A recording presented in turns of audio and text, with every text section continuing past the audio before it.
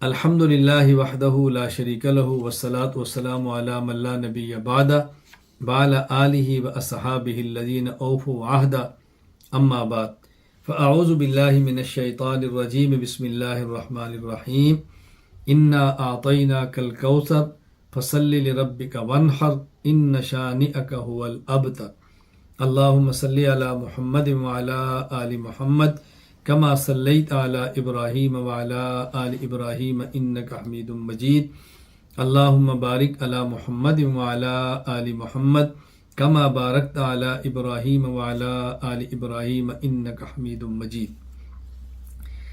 مسائل قربانی، سبق نمبر 3، قربانی کے جانور۔ وہ کون کون سے جانور ہیں جن کو ہم قربانی میں ذبح کر سکتے ہیں، اور وہ کون کون سے جانور ہیں جن کی قربانی کرنا ثابت ہے؟ تو آج ہم اس سبق میں بات کریں گے قربانی کے جانوروں کے بارے میں۔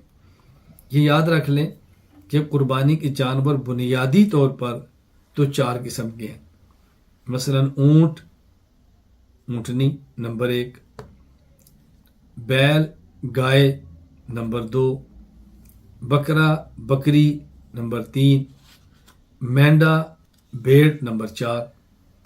یہ تو اجمال ہے، جب آپ اس کو پھیلائیں گے تو آپ کہیں گے اونٹ یا اونٹنی ہو، بیل یا گائے ہو، اور اسی کے اندر شامل ہے بھینسا یا بھینس ہو، بکرا یا بکری ہو، مینڈا یا بھیڑ ہو، اور اسی کے اندر شامل ہے دمبا ہو یا دمبی ہو۔ یہ بات ذہن نشین فرما لیں۔ تو یہ وہ جانور ہیں جن کی قربانی کی جا سکتی ہے۔ فتاوی عالمگیریہ الباب الخامس، اما جنسہ فہو ان یکون من الاجناس الثلاثہ الغنم او الابل او البقر۔ جو قربانی میں جانور ذبح کیے جا سکتے ہیں وہ ان 3 قسموں میں سے ہونے چاہیے: بکری، اونٹ اور گائے۔ آگے فرماتے ہیں وَيَدْخُلُ فِي كُلِّ جِنْسٍ نَوْعُهُ، اور ہر قسم میں، ہر جنس میں اس کی نوع بھی شامل ہے۔ مثلا وَالذَّكَرُ وَالْأُنْثَى مِنْهُ وَالْخَصِيُّ وَالْفَحْلُ لِإِطْلَاقِ اسم الجنس علی ذلك۔ فرماتا ہے اب اس میں مذکر ہو، نر ہو یا مادہ ہو، دونوں شامل ہیں۔ جانور خصی ہو تو بھی ٹھیک ہے، بغیر خصی ہو تو بھی ٹھیک ہے، اس لیے کہ ان سب کے اوپر اسی جانور کا نام بولا جاتا ہے۔ اچھا، اسی طرح فرمایا والمعز نوع من الغنم والجاموس نوع من البقر۔ مینڈا یہ بکری کی قسم ہے، آپ مستقل بکرا اور بکری بیان کر لو، یا بکرا اور بکری، مینڈا اور بھیڑ یوں کہہ لو۔ تو کہتے ہیں مینڈا یہ بھیڑ بکری کے اندر شامل ہے۔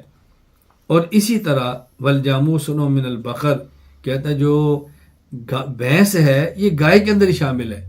جب آپ کہیں نا گائے کی قربانی، اس کا معنی بھینس بھی ہے، یعنی بھینس کو مستقل الگ ذکر کرنے کی ضرورت نہیں ہے۔ اب ہم الگ مستقل ذکر کیوں کرتے ہیں؟ اس لیے کہ بہت سارے لوگ بھینس کی قربانی کا انکار کرتے ہیں، تو ہمیں مستقل پھر بھینس کی قربانی پر الگ سے دلائل دینے پڑتے ہیں۔ یہ بات ذہن نشین فرما لیں۔ ہماری دلیل اس بات پر کہ قربانی میں یہ جانور ذبح کیے جا سکتے ہیں، سورۃ الحج آیت نمبر 34، وَلِكُلِّ أُمَّةٍ جَعَلْنَا مَنْسَكًا لِيَذْكُرُوا اسْمَ اللَّهِ عَلَى مَا رَزَقَهُم مِّن بَهِيمَةِ الْأَنْعَامِ۔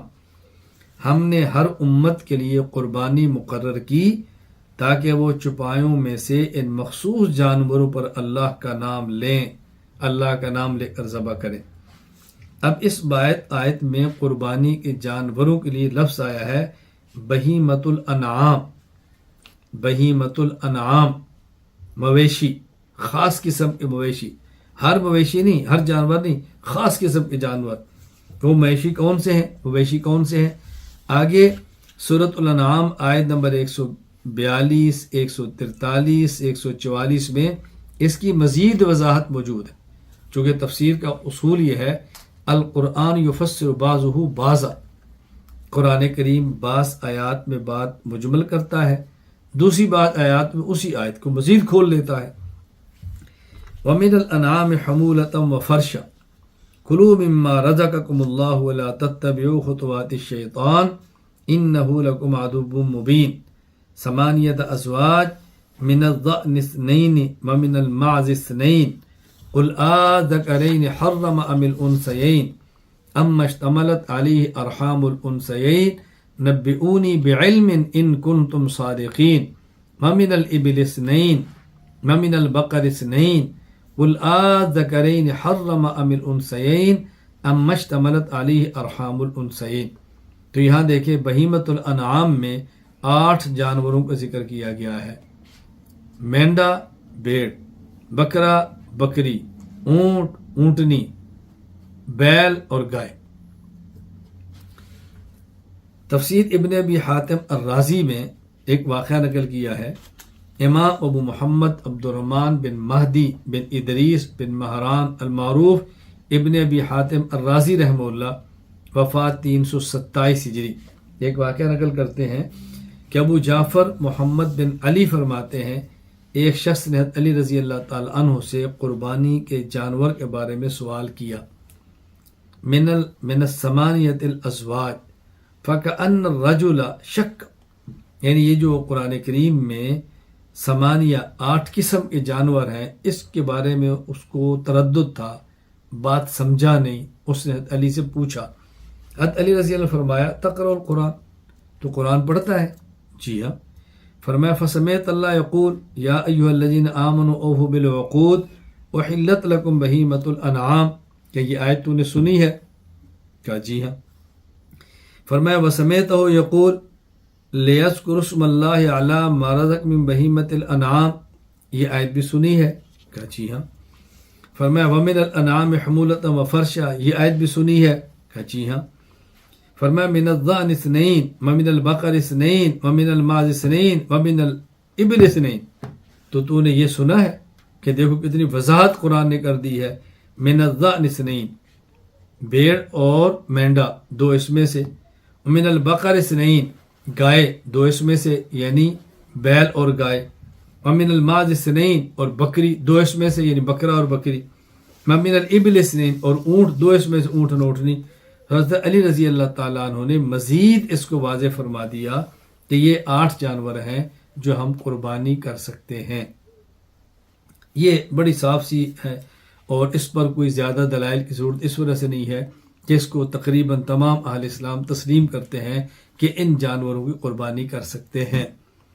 जहाँ गुफ्तगू होगी कि ये जानवर कर सकते हैं या नहीं कर सकते, उस पर हम थोड़ी सी बात करेंगे। इसलिए कि बाज़ जानवर ऐसे हैं जिनकी कुर्बानी हो सकती है और गैर मुक़ल्लिदीन कहते हैं नहीं करना चाहिए, हम उस पर बात करेंगे। और बाज़ जानवर जिनकी कुर्बानी नहीं हो सकती, गैर मुक़ल्लिद कहते हैं उसकी कुर्बानी करनी चाहिए, हम इस पर बात करेंगे। इसलिए हम इन कुर्बानी के जानवरों के हवालों से इन 2 किस्म के जानवरों पर कदरे तफसील से बात करते हैं। नंबर 1, जिसकी कुर्बानी हो सकती है और गैर मुक़ल्लिद नहीं मानते। नंबर 2, जिसकी कुर्बानी नहीं हो सकती और गैर मुक़ल्लिद कहता है जी कर सकते हैं। नंबर 1, वो कौन सा जानवर है कि जिसकी कुर्बानी हो सकती है और गैर मुक़ल्लिद नहीं तस्लीम करते? वो है भैंस, भैंसा और भैंस, इसकी कुर्बानी। अहले सुन्नत वल जमात अहनाफ का मौक़िफ़ ये है कि भैंस या भैंसा इसकी कुर्बानी कर सकते हैं। दलाइल से मात फरमाएं। पहले ये बात समझ लें कि ये जो भैंस है इसको लुगत में बकर ही कहा गया है। अल मुंजिद में है अल जामूस ज़रब मिन किबारिल बकर, जो गाय की बड़ी गाय की किस्म है उसमें से एक किस्म भैंस भी है। इसी तरह तावालम गिरिया में वल जामूस नौ मिनल बकर, कि भैंस ये गाय की एक किस्म है, लिहाजा इसको कुर्बानी कर सकते हैं। बल्कि फ़ारसी में इसी भैंस को जो लफ्ज़ ताबीर किए जाते हैं वो गाँव के साथ ही ताबीर किए जाते हैं, गाँव के साथ ही। तो इसको मुस्तकिल अलग हम इसलिए बात कर रहे हैं कि बाज़ गैर मुक़ल्लिद इसका इनकार करते। अच्छी तरह ज़हन नशीन फरमा लें, हमारे दलाइल सुने। दलील नंबर 1, अल-फ़िरदौस बिमअसूरिल ख़िताब लिद्दैलमी, हदीस नंबर 2650।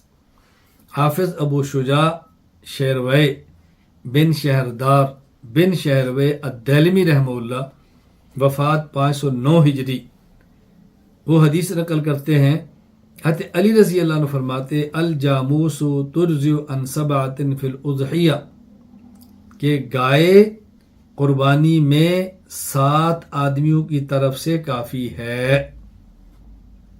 دلیل نمبر 2، مصنف ابن ابی شیبہ حدیث نمبر 10,848، امام ابو بکر عبداللہ بن محمد ابن ابی شیبہ ابراہیم بن عثمان العبسی الکوفی رحمہ اللہ تعالی، وفات 235 ہجری، حدیث نقل کرتے ہیں، حسن بصری رحمہ اللہ فرماتے الجوامیس بمنزلۃ البقر، کہ جو حکم گائے کا ہے وہی حکم بھینس کا ہے۔ لہٰذا ہم کہتے ہیں کہ بھینس کی قربانی گائے کی قربانی کی طرح جائز ہے۔ یہاں ایک بات ذہن نشین فرما لیں، ممکن ہے کسی کے ذہن میں آئے کہ آپ نے دلیل میں 2 حدیثیں پیش کی، اور پہلی حدیث میں کہ حضرت علی فرماتے ہیں، دوسری میں کہ حضرت حسن بصری فرماتے ہیں۔ حضرت علی صحابی ہیں، حسن بصری تابعی ہیں، تو آپ نے حدیث تو سنائی نہیں۔ علماء تو اچھی طرح سمجھتے ہیں، میں غیر علماء کی تھوڑی سی بات واضح کر رہا ہوں۔ یہ اشکال اور یہ اعتراض حدیث کی تعریف نہ سمجھنے کی وجہ سے ہے۔ کیوں؟ حدیث پاک کی تعریف کیا ہے؟ حدیث پاک کی تعریف میں 9 چیزیں ہیں۔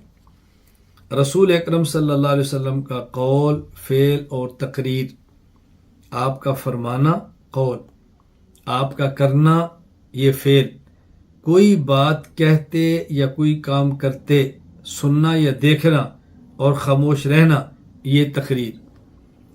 نمبر 4 صحابی کا قول، نمبر 5 صحابی کا فعل، نمبر 6 صحابی کی تقریر، نمبر 7 تابعی کا قول، نمبر 8 تابعی کا فعل، نمبر 9 تابعی کی تقریر۔ تو حدیث کی تعریف میں یہ 9 چیزیں ہیں، نبی پاک صلی اللہ علیہ وسلم کا قول، فعل، تقریر، صحابی کا قول، فعل، تقریر، تابعی کا قول، فعل اور تقریر، یہ 9 چیزیں ہیں جن کو ہم حدیث کہیں گے۔ حضرت علی صحابی ہیں تو ان کا قول بھی حدیث ہے، حضرت حسن بصری تابعی ہیں تو ان کا قول بھی حدیث ہے۔ آپ کیسے کہہ سکتے ہیں حدیث نہیں؟ میں اس پر چند ایک حوالے پیش کرتا ہوں کہ حدیث کی تعریف میں یہ 9 چیزیں شامل ہیں۔ صحابی کا قول فعل تقریر بھی حدیث ہے، اور تابعی کا قول فعل تقریر بھی حدیث ہے۔ شرح المشکات للطیبی میں مشہور محدث علامہ شرف الدین حسین بن محمد الطیبی رحمہ اللہ، وفات 743 ہجری، فرماتے ہیں الحدیث اعم من ان یکون قول النبی صلی اللہ علیہ وسلم اب الصحابی اب التابعی وفعلہم وتقریرہم۔ نبی پاک صلی اللہ علیہ وسلم کا قول اور صحابی یا تابعی کا قول اور فعل اور تقریر، یہ 9 چیزیں حدیث کا حصہ ہے۔ نمبر 2 مقدمہ مشکات المصابیح، الشیخ عبدالحق بن سیف الدین بن سعد اللہ البخاری الدہلوی الحنفی رحمہ اللہ، وفات 1052 ہجری، وہ لکھتے ہیں اعلم ان الحدیث فی اصطلاح جمہور المحدثین یطلق علی قول النبی صلی اللہ علیہ وسلم وفعلہ وتقریرہ، کہ نبی پاک صلی اللہ علیہ وسلم کے قول اور فعل اور تقریر پر حدیث کا اطلاق ہوتا ہے۔ اللہ اکبر۔ اسی طرح وَكَذَلِكَ يُطْلَقُ عَلَى قَوْلِ الصَّحَابِيِّ وَفِعْلِهِ وَتَقْرِيرِهِ، صحابی کا قول، فعل اور تقریر بھی حدیث ہے۔ وَعَلَى قَوْلِ التَّابِعِيِّ وَفِعْلِهِ وَتَقْرِيرِهِ، اور تابعی کا قول اور فعل تقریر بھی حدیث ہے۔ نمبر 4 قواعد فی علوم الحدیث، مولانا ظفر احمد عثمانی رحمہ اللہ تعالی، وفات 1394 ہجری، فرماتے الخبر عند علماء هذا الفن مرادف للحدیث فیطلقان علی المرفوع وعلی الموقوف والمقطوع، کہ حدیث جس طرح رسول اکرم صلی اللہ علیہ وسلم یعنی مرفوع اللہ کے نبی قول فعل تقریر پر بولی جاتی ہے، اسی طرح موقوف جو صحابی تک ہو وہ بھی حدیث ہے، اور جو تابعی تک ہو وہ بھی حدیث ہے۔ تو گویا میں نے آپ کی خدمت میں 4 حوالے پیش کیے کہ پیغمبر صلی اللہ علیہ وسلم کا قول فعل تقریر یہ بھی حدیث، صحابی کا قول فعل تقریر یہ بھی حدیث، تابعی کا قول فعل تقریر یہ بھی حدیث، حضرت علی کا قول بھی حدیث ہے، حسن بصری رحمہ اللہ تعالیٰ کا قول یہ بھی حدیث ہے۔ میں یہاں ایک بات عرض کیا کرتا ہوں کہ حضرت امام اعظم ابو حنیفہ رحمہ اللہ تعالیٰ کا تابعی ہونا دلائل سے ثابت ہے۔ آپ چاہیں تو امام حنیفہ کتاب الفقہ الاکبر کی شرح الفقہ الاکبر جو میری ہے وہ آپ اس کو مطالعہ فرمائیں، میں نے اس میں تفصیل اس پر بات کی ہے کہ حضرت امام اعظم ابو حنیفہ رحمہ اللہ تابعی ہے۔ تو امام اعظم ابو حنیفہ رحمہ اللہ جب تابعی ہیں تو آپ کا قول فعل تقریر فن حدیث کی روشنی میں اور محدثین کی اصطلاح میں حدیث کی تعریف کی روشنی میں وہ حدیث کہلوائے گا۔ لہذا جو امام صاحب کے فتاوی جات ہیں وہ فن حدیث کی روشنی میں احادیث کہے جائیں گے، اور جو شخص ان کا انکار کرے گا اس کو اہل الحدیث نہیں منکر الحدیث کہا جائے گا۔ تو میں یہ کہوں گا کہ امام اعظم ابو حنیفہ رحمہ اللہ تابعی کے قول فعل اور تقریر کے انکار کرنے والا اگر وہ خود کو اہل حدیث کہتا ہے تو وہ ایسے ہی ہے کہ جیسے تقدیر کے منکر کو قدریہ کہتے ہیں اور یا حدیث کے منکر کو اہل حدیث کہتے ہیں۔ ورنہ کیسے ممکن ہے کہ کوئی شخص امام صاحب کے فتاوی جات کا انکار بھی کرے اور پھر خود کو اہل حدیث بھی کہے؟ یہ بات سمجھنے کی کوشش کریں، اللہ تعالیٰ میں بات سمجھنے کی توفیق عطا فرمائے۔ بھینس کی قربانی جائز ہے، دلیل نمبر 3 اجماع، امت کا اجماع ہے کہ بھینس کی قربانی جائز ہے۔ مسائل الامام احمد بن حنبل و اسحاق بن راہوی رحمہ اللہ، مسئلہ نمبر 2865، حضرت امام احمد بن محمد بن حنبل رحمہ اللہ وفات 241 ہجری فرماتے ہیں الجوامیس ترضع عن 7 کہ بھینس 7 آدمیوں کی طرف سے کافی ہے۔ لا اعرف خلاف ھذا، میں اس مسئلہ میں کسی کا اختلاف نہیں پاتا۔ گویا امام احمد بن حنبل رحمہ اللہ تعالیٰ کے ہاں یہ مسئلہ اجماعی اور اتفاقی ہے۔ نمبر 2 کتاب الاجماع لابن المنذر، علامہ ابو بکر محمد بن ابراہیم بن منذر رحمہ اللہ وفات 319 ہجری، وہ فرماتے ہیں اجمعوا علی ان حکم الجوامیس حکم البقر، فقہا کا اور ائمہ حضرات کے اس بات پر اتفاق ہے کہ بھینس کا حکم گائے والا ہے۔ دلیل نمبر 4 قیاس، قیاس یہ ہے کہ جس طرح احادیث میں گائے کی زکوٰۃ کا ذکر ہے اور بھینس کی زکوٰۃ کا ذکر نہیں، آج ہم بھینس کی زکوٰۃ کے قائل ہیں اور اس کو قیاس کرتے ہیں گائے کی زکوٰۃ پر، اسی طرح ہم بھینس کی قربانی کے قائل ہیں اور اس کو قیاس کرتے ہیں گائے کی قربانی پر۔ چنانچہ مصنف عبدالرزاق حدیث نمبر 6881، حضرت امام سفیان ثوری رحمہ اللہ وفات 161 ہجری فرماتے ہیں تحسب الجوامیس مع البقر، کہ بھینس کو گائے کے ساتھ شمار کیا جائے گا۔ موطا امام مالک باب ما جاء فی صدقۃ البقر، حضرت امام مالک بن انس رحمہ اللہ تعالی وفات 179 ہجری فرماتے انما ہی بقر کلھا، یہ تمام بھینسیں گائے کے حکم میں ہیں، جو حکم گائے کا ہے وہی حکم بھینس کا ہے۔ کتاب الاموال ابی عبید قاسم بن سلام رحمہ اللہ وفات 224 ہجری نمبر 812، حضرت امام مالک کا قول نقل کرتے ہیں الجوامیس والبقر سواء، کہ تمام بھینسیں اور گائے ان کا حکم ایک ہے۔ تو میں نے آپ کی خدمت میں بھینس کی قربانی کے جائز ہونے پر 4 دلائل پیش کیے ہیں۔ نمبر 1 حدیث حضرت علی کا قول، نمبر 2 حدیث امام حسن بصری کا قول، نمبر 3 اجماع، اور نمبر 4 قیاس۔ ذہن نشین فرما لیں۔ غیر مقلدین تمام کا نہیں، بعض کا یہ موقف ہے کہ بھینس کی قربانی کرنا صحیح نہیں ہے۔ مولوی مبشر احمد غیر مقلد، آپ کے مسائل ان کا حل، اس میں لکھتے ہیں مبنی بر احتیاط اور راجح یہی موقف ہے کہ بھینس کی قربانی نہ کی جائے۔ دلائل کیا ہیں؟ مبشر احمد ربانی غیر مقلد عالم آپ کے مسائل ان کا حل میں دلیل کے طور پہ کہتے ہیں حجاز میں بھینس کا وجود ہی نہ تھا، بس اس کی قربانی نہ سنت رسول سے ثابت ہوتی ہے نہ تعامل صحابہ سے رضی اللہ عنہم۔ یہ ہے دلیل کا خلاصہ۔ جواب سماعت فرمائیں۔ ہم کہتے ہیں بھینس حجاز میں اگرچہ موجود نہ تھی لیکن باجماع امت گائے کے ساتھ مشابہت کی وجہ سے گائے والا حکم دیا گیا۔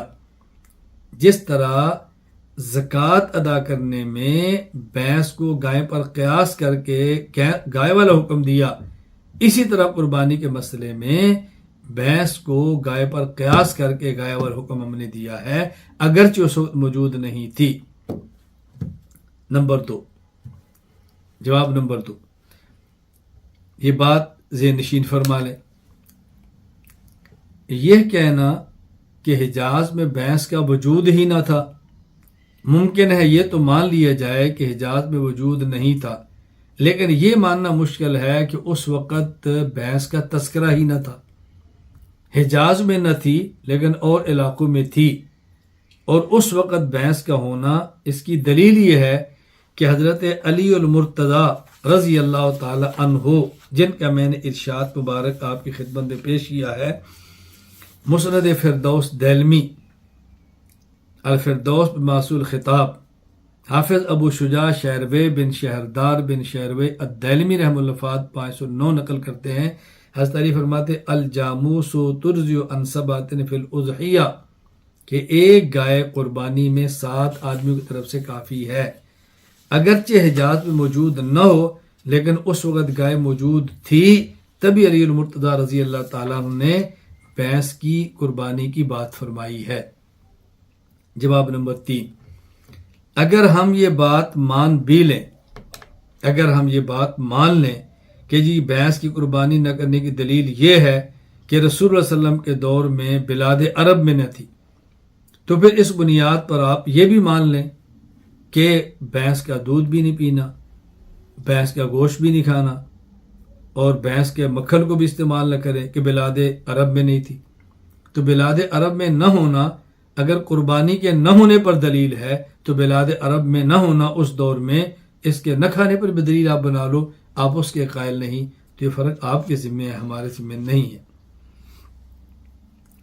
جیسا کہ میں نے پہلے بھی عرض کیا کہ بھینس کی قربانی کے بارے میں بعض غیر مقلدین کا موقف ہے جو میں نے پیش کیا، ورنہ عموماً اب غیر مقلد علماء بھینس کی قربانی کے جواز کے قائل تھے اور بعض قائل ہو رہے ہیں۔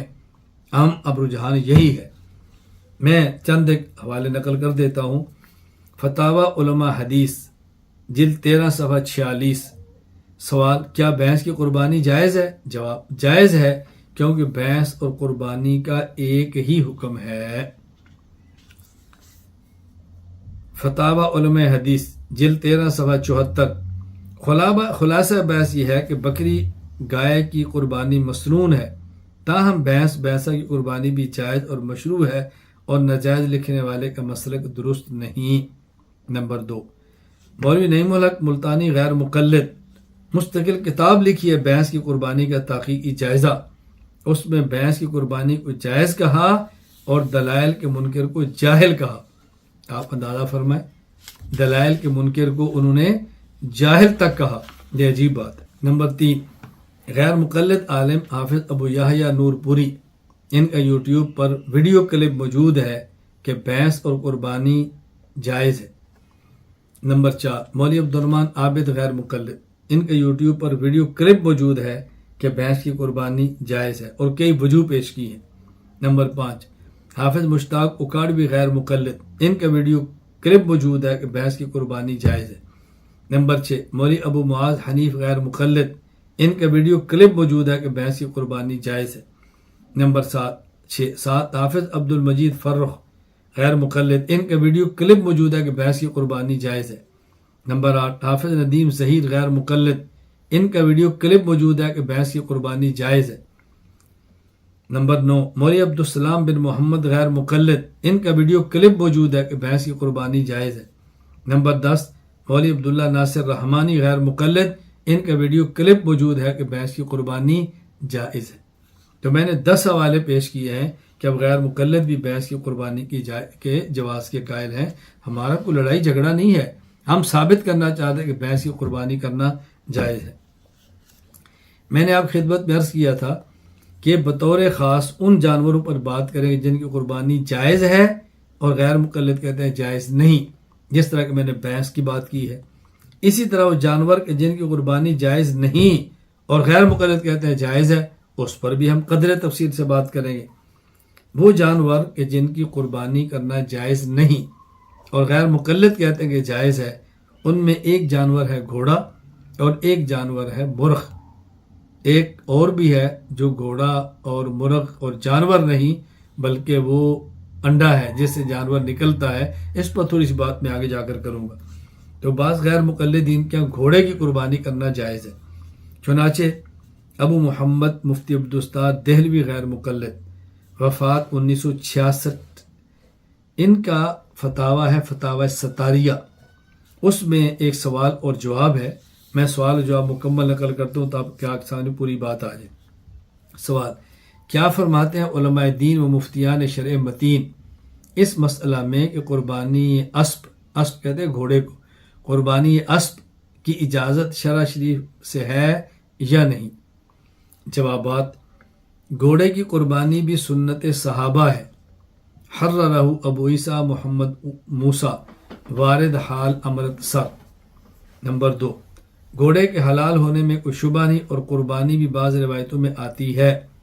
عبداللہ امرتسری، مدیر اخبار تنظیم اہل حدیث روپڑ، ممتحن مدرسہ دارالحدیث رحمانی دہلی۔ نمبر 3، گھوڑے کے حلال ہونے میں کوئی شبہ نہیں ہے اور قربانی کرنا بھی ثابت ہے، صرف اگر گراں قیمت ہونے کی وجہ سے اونٹ اور گھوڑا قربانی میں ذبح کرنا مروج نہیں ہوا۔ ابو شکور عبدالقادر حصاروی، عفی عنہ بقلمہ۔ نمبر 5، واقعی گھوڑا حلال جانور ہے، اس کا کھانا اور قربانی کرنا ثابت ہے۔ ابو الخلیل عبدالجلیل خان، ناظم صیغہ اشاعت الکتاب والسنہ، دارالامارت دہلی۔ نمبر 6، گھوڑے کی حلت چونکہ نص صریح سے ثابت ہے اس لیے اس کی قربانی بھی جائز ہے۔ حررہ عبد المجید، خادم ایڈیٹر اخبار مسلمان سودرہ گجرانوالہ۔ نمبر 7، بے شک قانون محمدی کی روح سے گھوڑا حلال ہے اور اس کی قربانی بھی جائز ہے۔ کتبہ مولوی عبداللہ، امیر قوم اوڈ فاضل کا۔ یہ سارے حوالے موجود ہیں فتاویٰ ستاریہ جلد 1 میں، عنوان ہے گھوڑے کی حلت اور قربانی کا فتویٰ۔ یہ ہے غیر مقلدین کا موقف، اور دلیل کیا ہے؟ ان کی دلیل ابو الخلیل عبدالجلیل خان کے حوالے سے فتاویٰ ستاریہ میں موجود ہے، میں اس کو تفصیل سے عرض کر دیتا ہوں۔ صحیح بخاری کتاب الذبائح والصید، باب النحر والذبح، حضرت امام محمد بن اسماعیل البخاری رحمہ اللہ، وفات 256 ہجری، حدیث نقل فرماتے ہیں۔ اسماء بنت ابی بکر رضی اللہ عنہما فرماتی ہیں، نحرنا علی عہد النبی صلی اللہ علیہ وسلم فرسن فاکلناہ، ہم نے رسول اکرم صلی اللہ علیہ وسلم کے دور میں گھوڑے کو ذبح کیا اور اس کا گوشت کھایا۔ اس روایت میں لفظ نحرنا ہے جس کی بنیاد پہ غیر مقلد کہتے ہیں قربانی کرنا جائز ہے۔ جوابات سے مات فرمائیں۔ جواب نمبر 1، قرآن کریم میں بہیمۃ الانعام جن کی قربانی کا حکم ہے اس کی تفصیل میں 8 ازواج، 8 قسم کے جانور آئے ہیں جن میں گھوڑا نہیں ہے، لہٰذا گھوڑے کی قربانی کے جواز کا قول کرنا یہ قرآن کریم کے خلاف ہے۔ جواب نمبر 2، غیر مقلدین کی دلیل یہ حدیث اور اس جیسی دیگر احادیث تب بنے گی جب یہاں نحرنا کا معنی ہو، نحرنا بمعنی نسکنا ہو، یعنی یہ جو اسماء بنت ابی بکر رضی اللہ عنہ فرماتی ہیں نحرنا علی عہد رسول اللہ صلی اللہ علیہ وسلم فرسن فاکلنا، اب نحرنا کے ایک معنی ہے ذبحنا اور ایک معنی ہے نسکنا۔ ذبحنا کا معنی ہم نے گھوڑا ذبح کیا اور گوشت کھایا فاکلنا، اور ایک ہے نسکنا، ہم نے گھوڑے کی قربانی دی اور گھوڑے کا گوشت کھایا فاکلنا۔ تو ان کی دلیل تب بنے گی جب نحرنا کا معنی نسکنا قربانی کرنا ہوگا، اور اگر نحرنا کا معنی ما ذبح نہ ہو ذبح کر کے کھانا تو اس سے قربانی پر دلیل نہیں ہوگی۔ ہمارا موقف یہ ہے کہ دیگر احادیث کو سامنے رکھا جائے تو ثابت ہوتا ہے کہ نحرنا کا معنی نسکنا قربانی کرنا نہیں بلکہ ذبحنا صرف ذبح کرنا ہے۔ باقی گھوڑے کو ذبح کیا اور کھایا، اس کا جواب کیا ہے؟ آج ذبح کر کے کھانا بھی مکروہ ہے اور جائز نہیں ہے، اس پہ دلائل میں پیش کروں گا۔ فی الحال میں یہ پیش کر رہا ہوں اس روایت کی بنیاد پر گھوڑے کی قربانی کا قائل ہونا یہ درست نہیں۔ چنانچہ آپ احادیث سے سماعت فرمائیں۔ صحیح بخاری حدیث نمبر 5511، امام ابو عبداللہ محمد بن اسماعیل بخاری رحمہ اللہ وفات 256 ہجری حدیث نقل کرتے ہیں، انہی حضرت اسماء رضی اللہ تعالی عنہا سے فرماتی ہیں ذبحنا علی عہد رسول اللہ صلی اللہ علیہ وسلم، یا نحرنا نہیں ہے کہ جس کا ایک معنی ذبح نہ کریں یا دوسرا معنی نسک نہ کریں، بلکہ لفظ ذبحنا ہے کہ ہم نے رسول اللہ علیہ وسلم کے دور میں گھوڑا ذبح کیا، ونحن بالمدینہ، اور مدینہ منورہ میں کیا، فاکلنا، اور ہم نے کھایا۔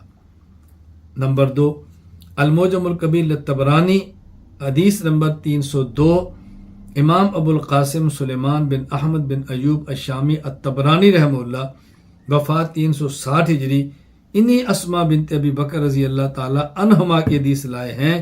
یہ فرماتی ہیں ذبحنا فرسن علی عہد رسول اللہ صلی اللہ علیہ وسلم فاکلناہ۔ یہاں بھی نحرنا نہیں ہے کہ جس کا ایک معنی ذبح نہ ہو یا اس کا معنی نسک نہ ہو، دوسرا معنی لفظ ہی ذبحنا ہے کہ جس کا معنی ذبح کرنا ہے، اس سے آپ نسکنا قربانی والا معنی نہ لیں۔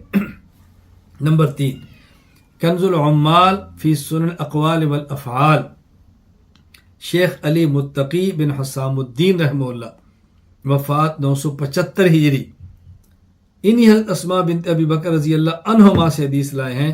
یہ فرماتی ہے ذبحنا فرسن فاکلنا نحن واہل بیت رسول اللہ صلی اللہ علیہ وسلم۔ یہاں بھی ذبحنا ہے کہ ہم نے گھوڑے کو ذبح کیا۔ بات سمجھ لیں، غیر مقلدین نے حدیث پیش کی ہے صحیح بخاری کی نحرنا، اس سے قربانی کی جواز پہ دلیل تب بنے گی جب نحرنا کا معنی نسک نہ ہو قربانی کرنا۔ ہم کہتے ہیں نحرنا کا معنی ذبحنا ہے، ذبح کرنا صرف، اس کا قربانی سے کوئی تعلق نہیں ہے، اور ہم نے اس پر 3 احادیث پیش کی ہیں، صحیح بخاری، صحیح مسلم اور کنز العمال، کہ یہاں ذبحنا کے لفظ موجود ہے صراحتاً حدیث پاک میں، اس کو اچھی طرح ذہن نشین فرمائیں۔ جواب نمبر 3، دیکھیں جن احادیث سے گھوڑے کے ذبح کر کے گوشت کھانے کا جواز ثابت ہوتا ہے وہ خود احادیث منسوخ ہیں۔ جب یہ حدیث ہی منسوخ ہے تو آپ اس حدیث سے گھوڑے کے کھانے پر دلیل نہیں بنا سکتے، پیش کر سکتے۔ آپ اس حدیث کی بنیاد پر گھوڑے کے گوشت کھانے کے قائل نہیں ہو سکتے، تو گھوڑے کی قربانی کے قائل کیسے ہو سکتے ہیں؟ یہ احادیث ہی منسوخ ہے۔ منسوخ کو بطور دلیل پیش کرنا یہ غیر مقلدین کا کام تو سکتا ہے، سمجھدار اہل سنت والجماعت ایسا نہیں کر سکتا۔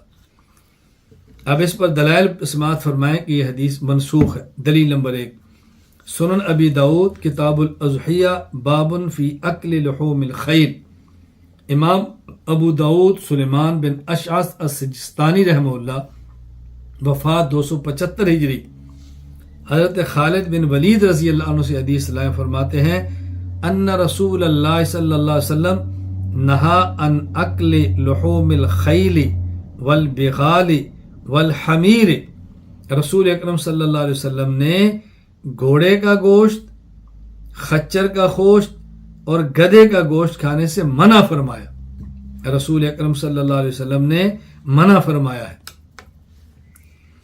اور امام بدر الدین محمود بن احمد بن موسیٰ العینی رحمہ اللہ وفات 855 ہجری، عمدۃ القاری باب غزوۃ خیبر فرماتے ہیں سند حدیث خالد جید، اس حدیث کی سند جید ہے۔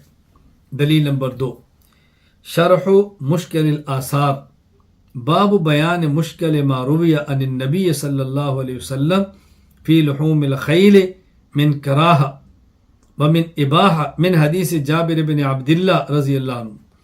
इमाम अबू जाफ़र अहमद बिन मोहम्मद बिन सलामा तहावी रहमहुल्लाह वफ़ात 321 हिजरी शरह मुश्किल आसार में नकल करते हैं और अल मुजमुल औसत लित्तबरानी हदीस नंबर 3692 इमाम अबुल कासिम सुलेमान बिन अहमद बिन अयूब अशामी अत्तबरानी रहमहुल्लाह वफ़ात 360 हिजरी हदीस नकल करते हैं।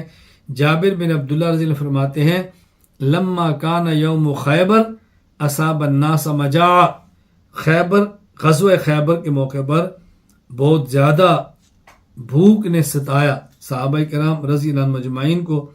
फ़अख़ज़ुल हुमर अल अहलिया तो उन्होंने पालतू गधों को लिया, फ़ज़बहूहा ज़बा कर दिया, फ़मलऊ मिनहल क़ुदूर हंडियाँ उससे भर दी, गोश्त पकाना शुरू किया।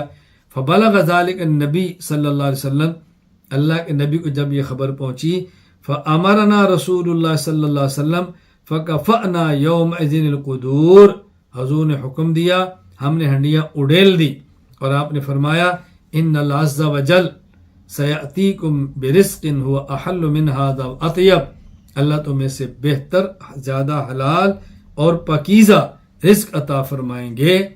फ़कफ़अना यौमइज़िनिल क़ुदूर वहिय तग़ली हंडियों में उबाल आ रहा था, जोश मार रही थी, हमने गोश्त निकाल के फेंक दिया। फ़हर्रम रसूलुल्लाह सल्लल्लाहु अलैहि वसल्लम अल हुमुर अल इंसिया अल्लाह के नबी ने घरेलू जो गधे हैं जो कि आमतौर पर वो इसका माना ही नहीं कि बाकी गधे आप खा लें, नबी पाक सल्लल्लाहु अलैहि वसल्लम ने गधों के गोश्त को हराम करार दिया। वलहुम अल खैल और घोड़े का गोश्त, वल बिगाल और खच्चर का गोश्त, वकुल्ल ज़ी नाब मिनस सिबा और हर उस जानवर का दरिंदे का गोश्त जो शिकार करता हो अपनी कुचली दांत से, वकुल्ल ज़ी नाब मिखलब मिनत तैर हर उस परिंदे का जो अपने पंजे से शिकार करता हो। वहर्रमल मुजस्समा वल खनीसा व नुखबा इसका मतलब क्या है? मुजस्सम और जानवर कहते हैं जिसको बांधा जाए और मारें और बगैर ज़बा किए मर जाए, निशाना मारें और मर जाए। और अल खलीसा जिसको दरिंदे ने पकड़ा उचका और ज़बा किए बगैर वो मर गया। इसी तरह वन नुहबा किसी दरिंदे के हाथों उचका हुआ जानवर, यानी दरिंदे ने उसको पकड़ा या उचक लिया और ज़बह किए बगैर मर गया, तो ये अल्लाह के नबी ने फरमाया कि इनका गोश्त खाना हराम है। मजमू ज़वाइद व मंबउल फ़वाइद हदीस नंबर 8053 इमाम नूरुद्दीन अली बिन अबू बकर बिन सुलेमान अल हैसमी रहमहुल्लाह वफ़ात 807 हिजरी फरमाते हैं रवाहु तबरानी फ़िल औसत वल बज़्ज़ार बिख्तिसार व रिजालुहुमा रिजालुस सहीह। ये जो हदीस है इसके सही बुखारी और सही मुस्लिम के रावी हैं खला शेख तबरानी सवाए शेख तबरानी उमर बिन हफ्स के, लेकिन वो भी हुआ सिक़तुन, वो भी काबिल एतमाद है। तो मैंने आप खिदमत में हदीसें नकल की हैं कि घोड़े को ज़बह करके खाने की हदीस मनसूख है, हदीस ही मनसूख है। इसकी बुनियाद पर घोड़े के गोश्त खाने के आप कायल नहीं हो सकते, तो घोड़े की कुर्बानी के कायल कैसे हो सकते हैं? यहाँ मैं चंद एक दलाइल पेश कर देता हूँ कि घोड़े को ज़बह करके उसका गोश्त खाना ही मकरूह है। इस पर मज़ीद दलाइल से मात फरमा लें। इमाम अबू बकर अहमद बिन अली अर्राज़ी अल जस्सास रहमहुल्लाह वफ़ात 370 हिजरी अहकामुल कुरान लिल जस्सास सूरतुन नहल यहाँ फरमाते हैं अन इब्न अब्बास रज़ियल्लाहु अन्हुमा अन्नहु करिहा लुहूमल खैल अब्दुल्लाह बिन अब्बास रज़ियल्लाहु अन्हुमा घोड़े के गोश्त को मकरूह समझते थे। अच्छा, इसी तरह अल हिदाया किताब ज़बाइह फस्लुन फीमा यहिल्लु अक्लुहु मा ला यहिल अलामा अली बिन अबू बकर बिन अब्दुल जलील अल मरग़नानी रहमहुल्लाह वफ़ात 593 हिजरी फरमाते हैं वयुकरहु लहमुल फरस इंद अबी हनीफ रहमहुल्लाह व क़ौल मालिक घोड़े का गोश्त इमाम हनीफा इमाम मालिक का खाना मकरूह है। दलाइल दलील नंबर 1 सूरतुन नहल आयत नंबर 8 वल खैला वल बिगाला वल हमीरा लितरकबूहा वज़ीना व यख़लुक़ु मा ला तालमून اللہ تعالیٰ نے جب اپنی نعمتوں کا ذکر کیا تو اللہ فرماتے ہیں ہم نے گھوڑا پیدا کیا، خچر پیدا کیا، اونٹ پیدا کیا، کیوں؟ تاکہ تم اس پر سواری کرو، یہ تمہاری زینت کا ذریعہ ہو۔ اب دیکھو اللہ تعالیٰ نعمت ذکر فرما رہے ہیں، اگر ان کا گوشت کھانا بھی حلال ہوتا تو اللہ تعالیٰ ان کے گوشت کھانے کے ذکر بھی فرماتے، کیوں؟ جانور پر سوار ہونا اور جانور کا زینت کا ہونا اتنی بڑی نعمت نہیں جتنی بڑی نعمت اس کے گوشت کو کھانے کی ہے۔ تو کیسے ہو سکتا ہے کہ خبیر اور حکمت والا شخص اپنی نعمتوں کا ذکر کرے تو بڑی نعمت کو چھوڑ کے چھوٹی کا ذکر فرما دے؟ چنانچہ الہدایہ کتاب الذبائح فصل فیما یحل اکل وما لا یحل کے تحت امام ابو الحسن علی بن ابو بکر بن عبد الجلیل المرغنانی رحمہ اللہ وفات 593 ہجری فرماتے ہیں، ولی ابی حنیفۃ رحمہ اللہ تعالی قولہ تعالی والخیل والبغال والحمیر لترکبوها وزینہ خرج مخرج الامتنان والاکل من اعلی منافعها، یا اللہ نے احسانات ذکر کیا اور گوشت بڑا نفع ہے۔ والحکیم لا یترک الامتنان باعلی النعم ویمن بادناها، اور حکیم ایسا نہیں کرتا حکمت والا کہ چھوٹی نعمت کا ذکر کرے اور بڑی نعمت کو چھوڑ دے، یہ ایسا نہیں ہو سکتا۔ دلیل نمبر 2 میں پہلے بھی ذکر کر چکا ہوں کہ شرح مشکل الآثار باب بیان مشکل ما روی عن النبی صلی اللہ علیہ وسلم فی لحوم الخیل کے تحت امام ابو جعفر احمد بن محمد بن سلامت طحاوی رحمہ اللہ وفات 321 ہجری نے، اور المعجم الاوسط حدیث نمبر 3692 حضرت امام ابو القاسم سلیمان بن احمد بن ایوب الشامی الطبرانی رحمہ اللہ وفات 360 ہجری نے حدیث نقل کی ہے۔ جابر بن عبداللہ رضی اللہ عنہ فرماتے ہیں کہ خیبر کے دن جب بہت بھوک لگی، صحابہ کرام نے گدے ذبح کیے، ان کو ہنڈیوں پر رکھ دیا۔ اللہ کے نبی صلی اللہ علیہ وسلم کو پتہ چلا کہ انہیں گدے ذبح کر کے گوشت پکانا شروع کیا ہے۔ فرماتے ہیں کہ ہنڈیاں جو ہے نا وہ پک رہی تھیں، جوش مار رہی تھیں۔ اللہ کے نبی نے فرمایا انڈھیل دو، تمہیں اللہ سے بہتر پاکیزہ اور حلال رزق دے گا، اور آپ نے اس موقع پر گھوڑے اور گدے اور خچر کے گوشت کے حرام ہونے کا اعلان فرمایا۔ یہ صریح حدیث پاک موجود ہے۔ لما کان یوم خیبر اصاب الناس مجاعہ فاخذوا الحمر الاہلیہ فذبحوها وملوا منها القدور فبلغ ذلك النبی صلی اللہ علیہ وسلم فامرنا رسول اللہ صلی اللہ علیہ وسلم فكفأنا يومئذ القدور وقال ان اللہ عز وجل سيأتيكم برزق واحل من هذا اطيب فكفأنا يومئذ القدور وهي تغلي فحرم رسول اللہ صلی اللہ علیہ وسلم الحمر الانسیہ ولحوم الخیل والبغال، اللہ کے نبی نے اونٹ، گدھا اور گھوڑا اس کے گوشت کھانے کو حرام قرار دے دیا۔ ایک اور جانور جس کے غیر مقلد قربانی کے قائل ہیں وہ ہے مرغ۔ غیر مقلد کہتے ہیں مرغ کی قربانی کرنا جائز ہے۔ چنانچہ ابو محمد عبدالستار دہلوی غیر مقلد وفات 1966 عیسوی فتاوی ستاریہ جلد 272 پہ لکھتے ہیں شرعاً مرغ کی قربانی جائز ہے۔ کوئی غریب اور نادار مفلس مسکین شخص جو بکرا وغیرہ ذبح کرنے کی طاقت نہ رکھتا ہو، اگر اس مسئلہ پر عمل کرے تو اس کو مورد الزام نہ بنانا چاہیے۔ عجیب۔ اچھا، غیر مقلد انڈے کی قربانی کی بھی قائل ہے، وہ بھی ساتھ حوالہ سن لیں۔ دلیل دونوں کی چونکہ ایک ہے، میں آگے اس کی دلیل پیش کر دیتا ہوں۔ ابو محمد عبدالستار دہلوی غیر مقلد وفات 1966 عیسوی فتاوی ستاریہ جلد 4 139 سے لے کے 140 تک۔ سوال، مرغ اور مرغی کے انڈے پر قربانی ہو سکتی ہے؟ جواب، حدیث جمعہ میں آیا ہے کہ جو شخص جمعہ میں سب سے پہلے آیا اس کو اونٹ کی قربانی کا ثواب ملے گا، اور اس کے بعد آنے والے کو گائے کی قربانی کا، اور جو اس کے بعد آئے اس کو بکرے بھیڑ کی قربانی کا، اور جو اس کے بعد آئے اس کو مرغ کی قربانی کا ثواب ملے گا، اور اس کے بھی بعد آیا تو اس کو انڈے کی قربانی کا ثواب ملے گا۔ یہ ہے دلیل۔ میں وہ حدیث پاک پڑھ دیتا ہوں جو یہ بطور دلیل کے پیش کرتے ہیں۔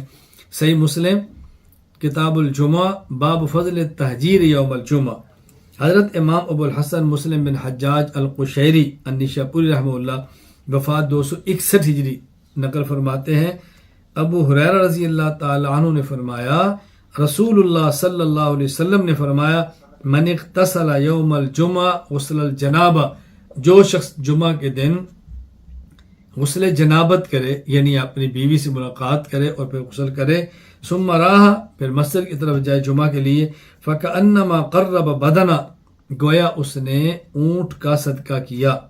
ومن راہ فی الساعۃ الثانیہ، اور جو دوسری گھڑی میں گیا گویا اس نے قربانی گویا فکأنما قرب بقرہ، گویا اس نے گائے کا صدقہ کیا۔ ومن راہ فی الساعۃ الثالثہ، جو تیسری گھڑی میں گیا فکأنما قرب کبشا اکرن، گویا اس نے بہترین دمبے کا صدقہ کیا۔ ومن راہ فی الساعۃ الرابعہ فکأنما قرب دجاجہ، اور جو چوتھی گھڑی میں گیا گویا کہ اس نے مرغی کا صدقہ کیا۔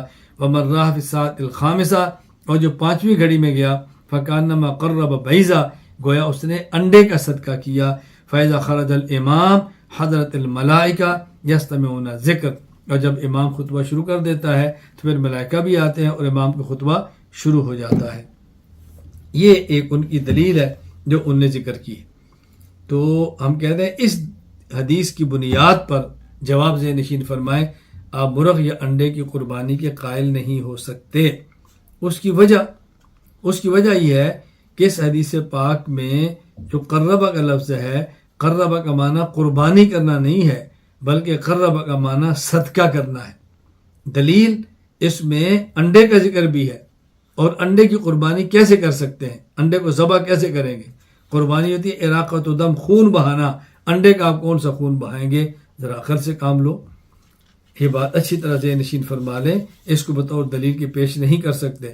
شرح مسلم للنووی کتاب الجمعہ باب فضل التحجیر یوم الجمعہ، حضرت امام ابو زکریا یحییٰ بن شرف النووی رحمہ اللہ وفات 676 ہجری لکھتے ہیں، فمانا قرب تصدق، قرب کا معنی صدقہ کرنا۔ اعلاء السنن کتاب الاضاحی، شیخ الاسلام علامہ ظفر احمد عثمانی رحمہ اللہ وفات 1396 ہجری، وہ لکھتے ہیں والتقریب التصدق بالمال تقربا الی اللہ عز وجل۔ تو یہاں تقریب کا معنی مال کا صدقہ کرنا ہے، اونٹ کا صدقہ کرے، گائے کا صدقہ کرے، دمبے کا صدقہ کرے، مرغ کا صدقہ کرے، اونٹ کا صدقہ کرے، اس کا اجر ملتا ہے۔ اس کا معنی اس کو ذبح کرنا نہیں ہے۔ یہاں بطور فائدہ ذہن نشین فرما لے، جو حدیث میں نا پہلی گھڑی، دوسری، تیسری، چوتھی، اس کا مطلب یہ ہے کہ آپ دن کو 24 گھنٹے میں تقسیم کریں تو جو 12 گھنٹے ہیں صبح صادق سے لے کے، ان میں پہلا گھنٹہ پہلی گھڑی، دوسرا گھنٹہ دوسری گھڑی، تیسرا گھنٹہ تیسری گھڑی، یوں 12 گھنٹے 12 ساعت اور گھڑیاں شمار ہوتے ہیں۔ اس کو 12 حصوں میں تقسیم کر دیں، ہر حصہ ایک ساتھ سمجھا جائے گا۔ یہ حدیث پاک کا مفہوم ہے۔ دلیل نمبر 2، صحیح مسلم کتاب الجمعہ باب فضل التحجیر یوم الجمعہ، اسی طرح کی حدیث ہے، الفاظ کا تھوڑا سا فرق ہے۔ حضرت امام ابو الحسن مسلم بن حجاج القشیری النیشاپوری رحمہ اللہ وفات 261 ہجری حدیث نقل کرتے ہیں۔ حضرت ابو ہریرہ رضی اللہ عنہ فرماتے ہیں، رسول اللہ صلی اللہ علیہ وسلم فرمایا، اذا کان یوم الجمعہ، جب جمعے کا دن ہو، کان علی کل باب من ابواب المساجد ملائکہ، مسجد کے دروازوں میں سے ہر دروازے پر فرشتے ہوتے ہیں، اللہ کی طرف سے متعین ہے۔ یکتبون الاول فالاول، وہ لکھتے ہیں پہلے کون آیا، پھر اس کے بعد پہلے کون آیا، پھر اس کے بعد پہلے کون آیا۔ فاذا جلس الامام، اور جب امام خطبہ کے لیے آ جائے، تابعوا الصحف، تو پھر وہ اپنے دفتر بند کر دیتے ہیں، وجاؤ یستمعون الذکر، اور وہ آ کر خطبہ سنتے ہیں۔ ومثل المحجر کمثل الذی یهدی البدن، جو سب سے پہلے آئے اس کو ایسے ثواب ملے گا گویا اس نے اونٹ کا صدقہ کیا ہے۔ ثم کالذی یهدی بقرہ، پھر بعد میں آنے والا ایسے جیسے گائے کا صدقہ کیا۔ ثم کالذی یهدی الکبش، پھر تیسرے نمبر پر آنے والا ایسے جیسے اس نے دمبے کا صدقہ کیا۔ ثم کالذی یهدی الدجاجہ، اس کے بعد آنے والا ایسے جیسے اس نے مرغی کا صدقہ کیا۔ ثم کالذی یهدی البیضہ، پھر اس کے بعد آنے والا 5ویں نمبر کا وہ جس نے گویا انڈے کا صدقہ کیا۔ تو یہ کہتا ہے دیکھیں یہاں پر اہدا یہودی اہدان کا لفظ ہے، اس کا معنی قربانی کرنا ہے، لہٰذا مرغی کی قربانی بھی جائز ہے اور انڈے کی قربانی بھی جائز ہے۔ اس کا جواب بھی تقریباً وہی ہے جو میں پہلے دے چکا ہوں کہ قربانی کا معنی ہوتا ہے اراقۃ الدم، خون بہانا۔ خون اس کا بہائیں گے جس میں خون ہو، انڈے میں تو خون ہی نہیں ہے، اس کا خون کیا بہائیں گے؟ انڈے کو آپ کیا بسم اللہ اللہ کو پڑھ کے ذبح کریں گے؟ تو اس حدیث پاک کے آخر میں انڈے کا ذکر کرنا اس بات کی دلیل ہے کہ اس سے مراد ذبح کر کے قربانی کرنا نہیں بلکہ اس سے مراد جانور کو صدقہ کرنا ہے، اور 5ویں نمبر پر انڈے کا صدقہ کرنا اس کے برابر اللہ تعالیٰ اجر عطا فرماتے ہیں۔